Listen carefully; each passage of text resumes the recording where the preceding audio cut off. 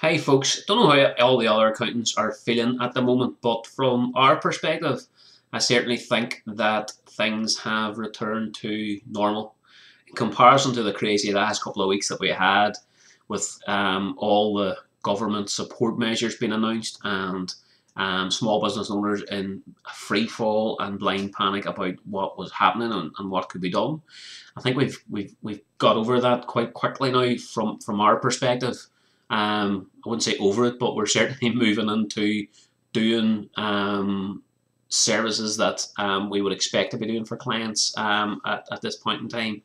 And I just wanted to share, I suppose, a couple of things that we've been working on with a couple of clients, which has been really, really useful for them. So we have been jumping in and doing cash flow forecasts for the next 13 or 14 weeks for a few clients. Really just using a very simplistic Excel model to bash the thing together. I mean, we do use Float for ourselves and for a few clients, but for some of these very small clients, we've just decided to get them on now to a spreadsheet to let them, to actually to ease their worry more than anything. So, I mean, I just finished reviewing one for a client in the construction sector who we are hopeful might end up getting one of these 10 grand grants, even though they weren't qualifying for small business rate relief here in Northern Ireland. There are sounds being made politically that these clients will get 10 grand grants, even though their premises is down as industrial D rating for rates purposes, which excluded them from the 10 grand grant scheme. So fingers crossed on that, because I have a couple of clients here who could be doing with a break. But on that particular client's cash flow, we've just worked out, any money that's due in and the likelihood of some of it coming in, if not all of it, and trying to push things in that direction. He's also looking to use some personal borrowings to support the business for the period. We don't think that the CBILS loan scheme is going to be the best solution for that particular case anyway. And in general, I'm trying to get clients to avoid debt where necessary or where they can. But we've really looked at the outgoings, and he certainly cut what he could, probably cut a few things that he shouldn't have, so we've sort of moved those back in again and just looked at, how much did you have in the bank last week, what are you expecting, and what are you expecting and should be paying out. And of course, in blind panic sort of mode as well, clients forget that they need to maintain the likes of their business insurance arrangements and so on. So we're just making sure we're giving that a cold review from a completely independent perspective, and it helps to ease people's worries to have us jump in and do that type of stuff. So that's been very useful and it's productive, and we might not get paid for that, but it's good value for the client, and it just helps to build relationships, and we're very keen to keep doing that where necessary and where we can. Another thing I personally have been working on is with a SaaS company. So it's a software development company here in Northern Ireland. So they came to us in January this year.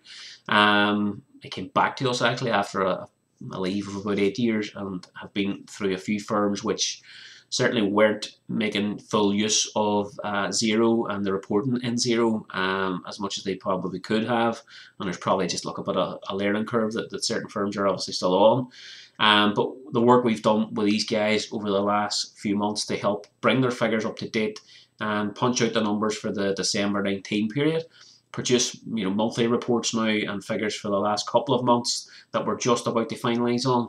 And the main part of that, and the reason we didn't finalise it so a bit sooner, was we've been working on a specific report template within Xero, which is suited to a SaaS business. So software as a service companies have a specific format of their profit and loss account that is often used then for business growth and valuation purposes. And it needs to categorize various levels of expenses and employees at a granular level, so that you can work out, what their spend is on sales and marketing, which is their cost of customer acquisition, what their R&D type spend is on ongoing product development work, their general and admin cost for the general running and overheads of the business, and overall what their burn rate is. And we're able to now provide their financials in a format which is perfect for their business, by simply sitting down, digging into Xero and designing the P&L report layout to be exactly what they need. And now we can just drop that into their budget versus actual Google Sheet stuff that it then is going to predict what the future might look like in terms of investment funding and all that sort of stuff. So that's the type of stuff I've certainly been working on this week and at the back end even of last week, now that we're getting back to some kind of normality. And it's good to see that, most of the clients we're working with now know, number one, they've got their government grant for the 10k. We've maybe one there that might get 25, and that's coming. We've already advised clients what they're going to be entitled to for their self-employed income support package, and they know exactly how much that's going to be, and we're expecting that in early June. We've been talking to certain clients about possible debt funding, but we really want to do some cash flow analysis with them.